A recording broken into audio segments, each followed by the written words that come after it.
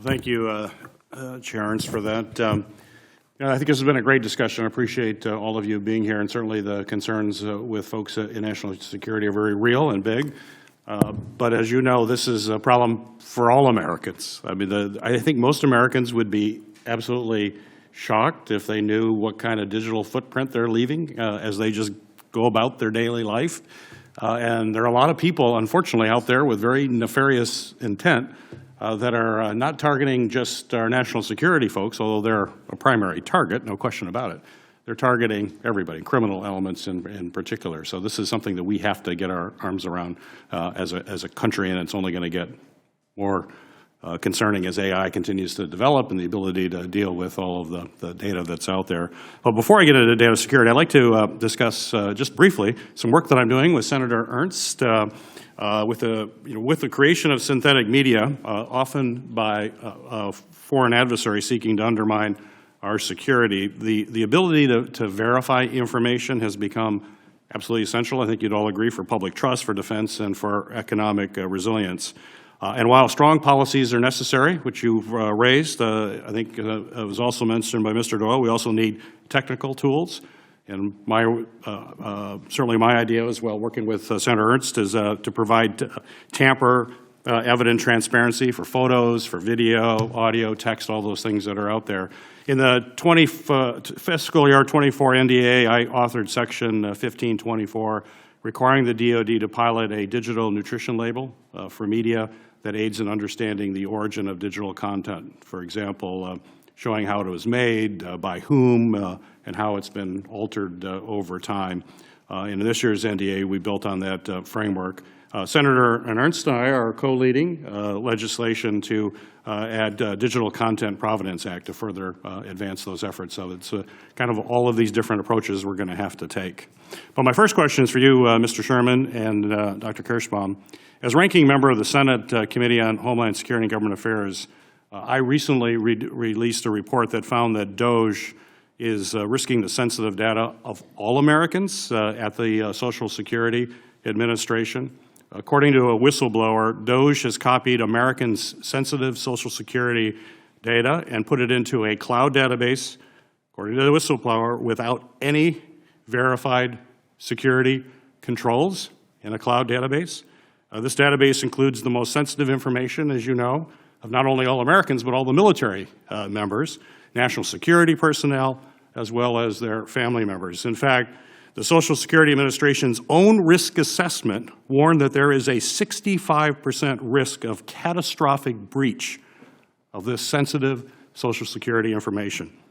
And that is, of course, if that information hasn't already gone, and the whistleblower says, we don't know. It's hard to know whether or not that's already been breached, and if it has, the consequences are going to be extensive. So, Mr. Sherman, based on your expertise, is this the kind of information in a database that a foreign adversary like Russia and China would just love to have? Yeah, thank you, Senator. And of course, not as in the weeds of as the report as what you were saying. But yeah, I'll say two things, right? So one is we should always operate on the assumption that any data anywhere is of interest to adversaries, especially when it's aggregated in any kind of way. And the second thing is I think this is, there are many lessons over the last several years that we still maybe have not learned as a country from the OPM breach, right? Which is that any time in particular there's an intense concentration, and we can give examples across administrations, but any particular concentration of the kind of data you're talking about, again, that's going to be something a foreign adversary is going to want to look at. Yeah, it's very, very important to make sure that we have the safeguards. So just to put it on an unsecured device is pretty scary, but maybe it will reassure you that the individual who oversees this database is a 19-year-old man who was fired from his prior job for leaking data. Does that bring any comfort to any of you, that this is the guy who's making sure that those foreign adversaries don't have access to that information? Dr. Kirschbaum, could you describe the consequences of this data were given or sold to an AI company that was and used this information to train their models? Well, as Mr. Sherman was talking about, the lessons from the OPM breach are pretty clear. I mean, anytime this data is out there and it's accessed by unauthorized personnel, it's fuel. So, and a lot of times we're, both in Department of Defense, based on our work, the response has been reactive, rather than proactive. And these are the kind of things that we really stress with the department, because my writ's looking at the Department of Defense. We stress just leaning a little more forward, looking at what you ought to be doing versus just plugging up holes, because that's never going to solve the problem. Right. I'm also deeply concerned by reports that the DOD's recent $200 million contract with Elon Musk artificial intelligence AI company, XAI. This is the company's AI model that is well-documented record of producing hate speech, including racist and anti-Semitic content. I'm also concerned about the data risk for the social media company having access to DOD's most sensitive data on service members, as well as their families. Mr. Sherman, what would be your top concerns about such a procurement in which a social media company could have access to DOD-sensitive data on service members and their families?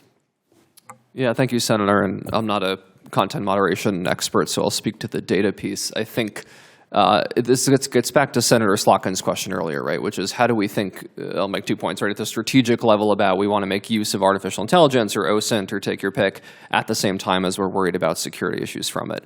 And I'd say the answer is we can do both, right, and our adversaries would like to push this illusion that we can't have privacy and protection of data and successful competition, for example, right? So I'd say that's the strategic point.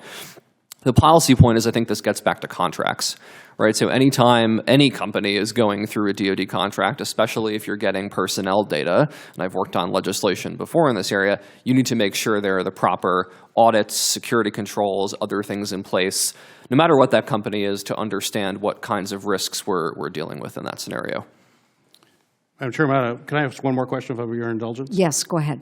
Thank you. Mr. Sherman, reports indicate that XAI is negotiating with foreign countries to build data centers. Such a partnership could allow the company to conduct operations in places without, as you know, without core data protections and safeguards like we have here in the United States. So my question for you, what are the risks of XAI's work with a foreign country and the potential risk to the data of service members and their families as they build out these data centers overseas? I'd say, again, a set of criteria we can already apply, I'd say, would be supply chain, right? And looking at, okay, much like we would look at who's putting the components in a connected vehicle that drives by a base. If we have a data center with data, we need to look at where is it based, what are the law enforcement laws in that country, what are the intelligence access capabilities in that country, which other companies have controls in that supply chain to access the data.